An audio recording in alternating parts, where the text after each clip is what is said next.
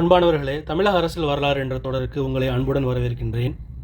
போன வீடியோவில் அதிமுகவையும் திமுகவையும் இணைக்கக்கூடிய முயற்சி தோல்வியில் முடிஞ்சது அப்படிங்கிறதையும், பல எதிர்ப்புகளுக்கு மத்தியிலேயும் காஞ்சிபுரம் சங்கராச்சாரியார் மடத்துக்கு எதிராக பெரியார் சிலை நிறுவப்பட்டதையும் போன வீடியோவில் பார்த்தோம். அதுக்கப்புறம் தமிழக அரசியல் வரலாற்றில் என்ன நடந்துச்சு அப்படிங்கிறத இந்த வீடியோவில் பார்க்கலாம்.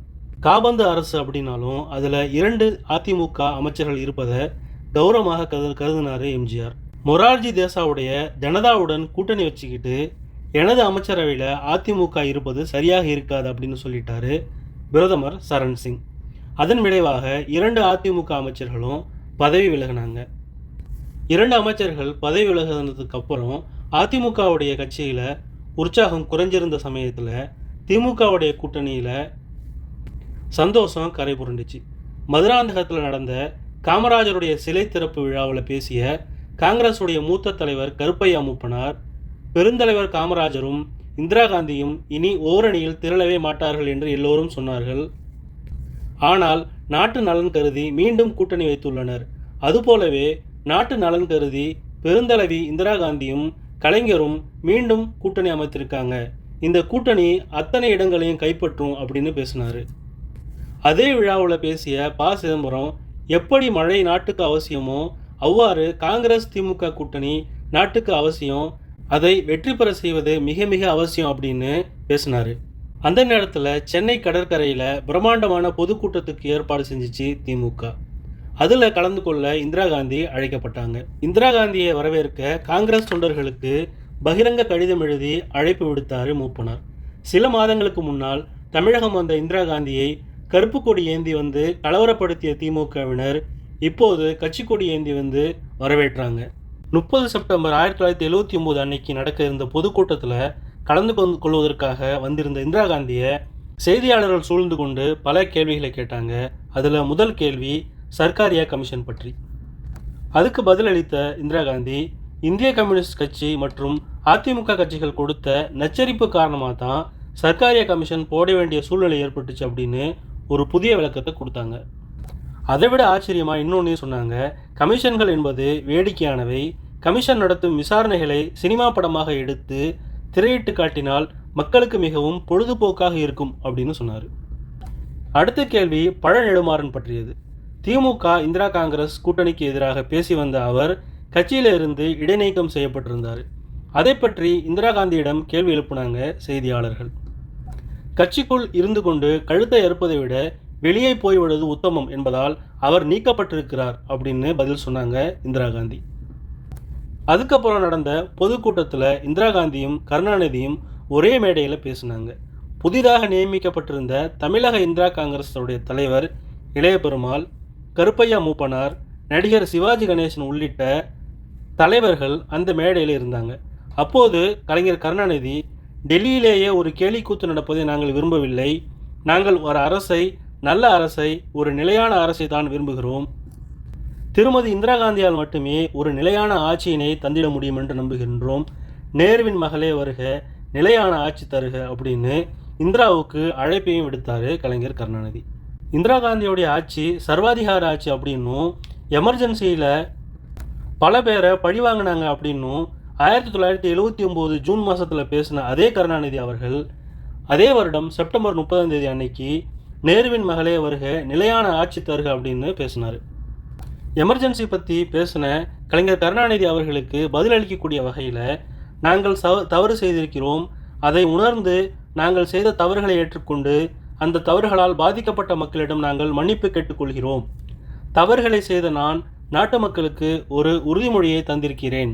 அன்னைக்கு நடைபெற்ற தவறுகள் மீண்டும் நடைபெறாது அப்படின்னும், நான் செய்த குற்றங்கள் மீண்டும் நடைபெறாது அப்படின்னும் இந்த மேடையில் மீண்டும் அதை நினைவுபடுத்துகிறேன்னு சொன்னார் இந்திரா காந்தி.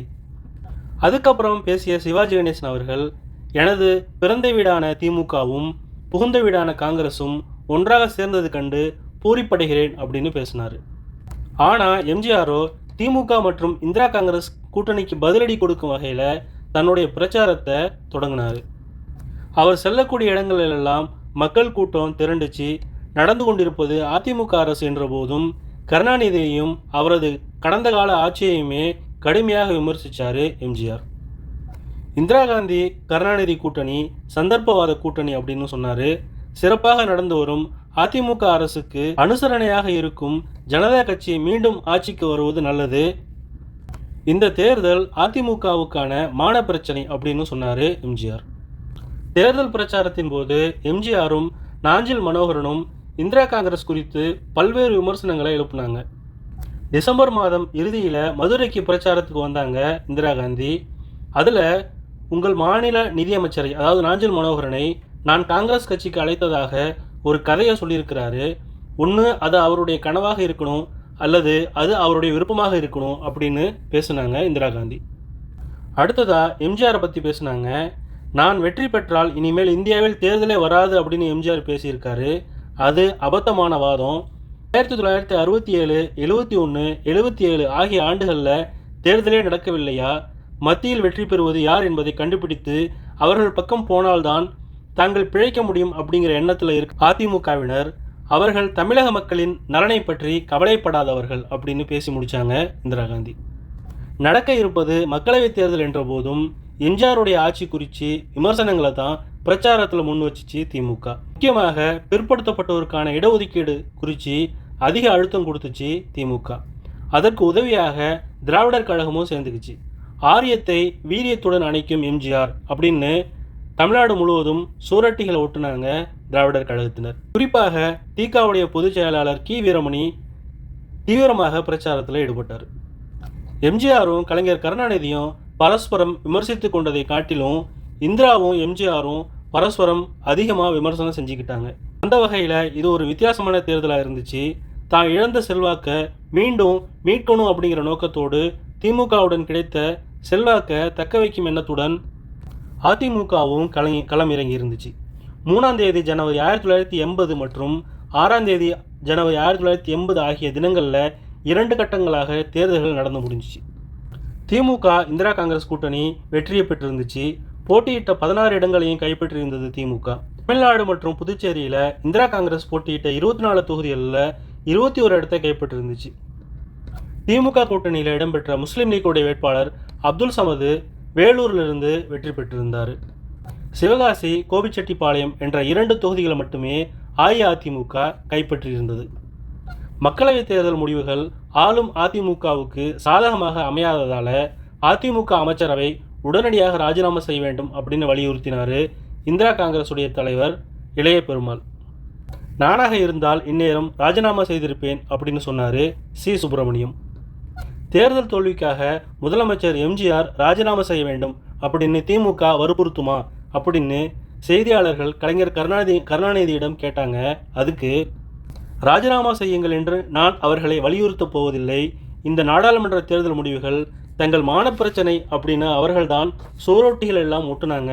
எனவே அந்த முடிவை அவர்களுக்கே விட்டு விடுகிறேன் அப்படின்னு பதில் சொன்னார் கலைஞர் கருணாநிதி.